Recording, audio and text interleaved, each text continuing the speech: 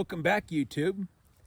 If you like the McClellan cannon video we did, we're back out with it today, and I've built a device that you might recognize from other channels, and we're going to see if we can stop the 2 1/4 inch steel ball bearing. The device I built is very similar to the one Scott on Kentucky Ballistics built, and he built it like 8 years ago. And I was looking at his first video, and he said he made it off of a video he saw, so I don't know whose original idea it was, but it's a good one. I will link Kentucky Ballistics video in the description down below. I think he linked the video he got the idea from, but I think it'll be a good test for our cannon. Let's take a look at the device and we'll get going. Here's the box. Scott on Kentucky Ballistics calls it the pine board box. I didn't use pine boards, I used these OSB sheets, and I cut them into 16-inch squares, and they fit in here with these little spacers. And this box is only 6 feet long. The one Scott built is 8 feet long. Mine holds 30 boards across, and I have these are kind of a thin 3/8 inch OSB board. I have some thicker boards if we need to. We're going to start it first with these thin boards and see if they work. Because the box is shorter, I have this box of dirt like we had in the first video where we shot the cannon. And then we're backed it up with a 5-gallon bucket of water with this is the thicker boards I have. They're like 5/8 of an inch thick. They're almost twice as thick as these boards. And so we're hoping to stop the ball in there. If the ball goes through all of these, we'll put in the thicker boards instead of these thin ones. And we have another box that we'll put here full of dirt and another bucket full of water. And we'll see if we can stop that ball.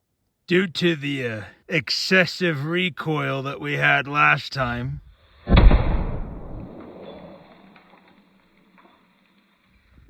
I've taken some extra precautions to hold the carriage down so this doesn't do a backward somersault. We have staked the 4 holes, but then I've put this giant peg in the front with this paracord going over it. It goes through these holes and over, and then back to another stake here so that hopefully the flip of this is minimized. It's okay if it flips up some, I just don't want it doing a backwards somersault. We're gonna shoot the wooden ball first just to see how far it goes through. If it goes all the way through, then we know we're gonna need the thicker boards for sure for the steel ball. It's all loaded up. We're gonna see if the wood ball goes through.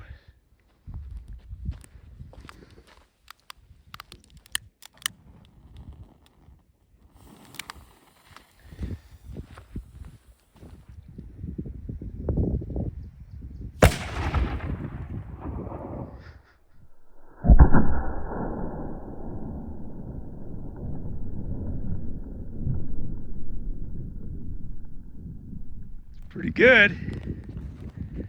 Let's see what happened. Oh my goodness. From the side,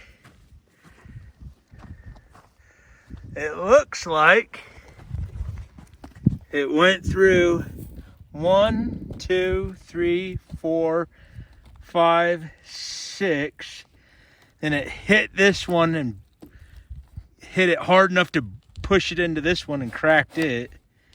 But that ball should be in here somewhere.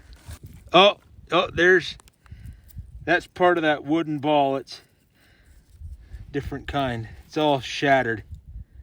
Okay, so here's the boards that got struck. This was the first board, and you can tell it's got a nice round hole where that wooden ball hit it. I don't know what this other little hole is for, like how that came to be. It wasn't damaged before the shot, so I don't know if some hot dog bun or something smacked it hard enough to do that, or I don't know. The hole gradually gets a little bit more opened up as we move along. It's a little more ragged. That one's quite big now, and then eventually this is the one that got smacked and it just bent the board a bit and then kind of crushed into this board. I don't know if it'll show up on camera, but it's kind of creased right here. So there you can kind of see the size comparison. This OSB sure makes a little bit of a mess. Kind of disintegrates.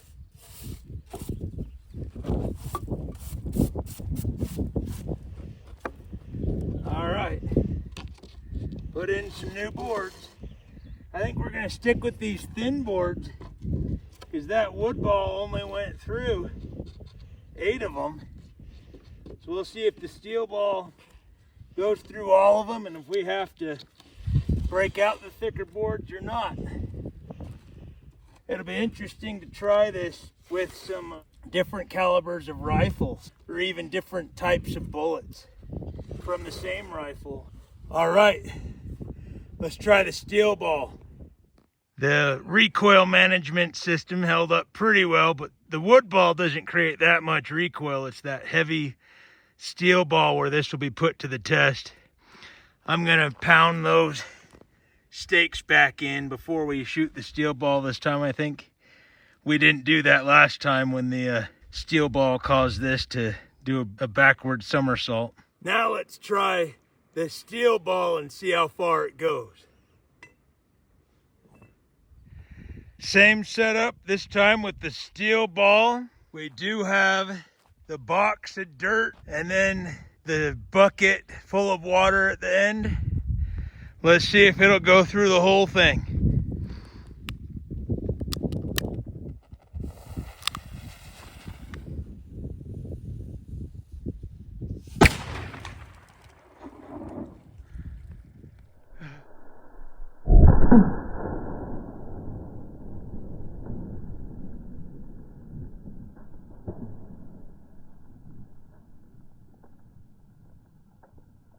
Looks like it went through everything.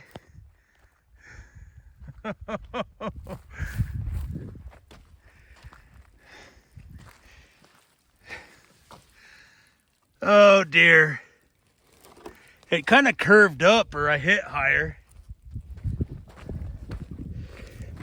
Yeah, looks like we hit dead center, just a little higher. Through all 30 boards. Into our jug of water. Oh, we're gonna have to pick up all these bits of jug. Stay tuned. We've got the box set back up. We've replaced those thinner 3/8 boards with these 5/8 boards. They're quite a bit more beefy. And so we got 30 of those. And as we come along, we want to give it our best chance to get that steel ball. So we have our water bucket. We've stacked some of the old ones that have already been shot on top. Then we have 2 boxes of dirt. Okay, this one we shot first, but it was only kind of grazed at the top. It's still full of dirt. And that one's full of dirt. Then we have all these boards that have been shot. We stacked up on the back. Let's see if we can stop that steel ball. Here we go.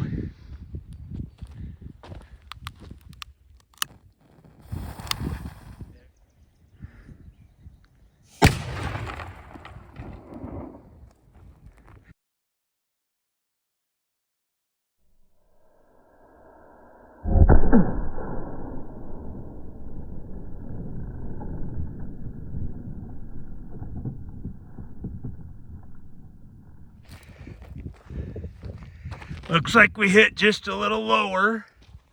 I see water trickling out. Well, I wonder if that ball is in that bucket. Oh, I don't think it went through there. I bet it's in there. Oh no, it's not in there. It's got to be in this box of dirt.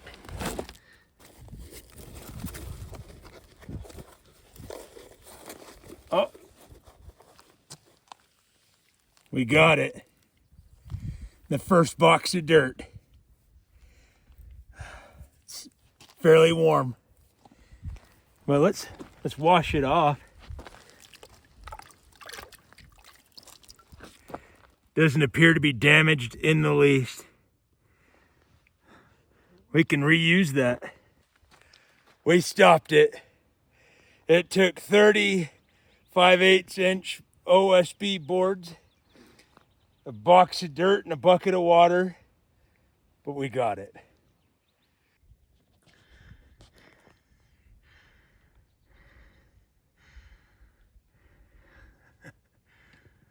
All the way through.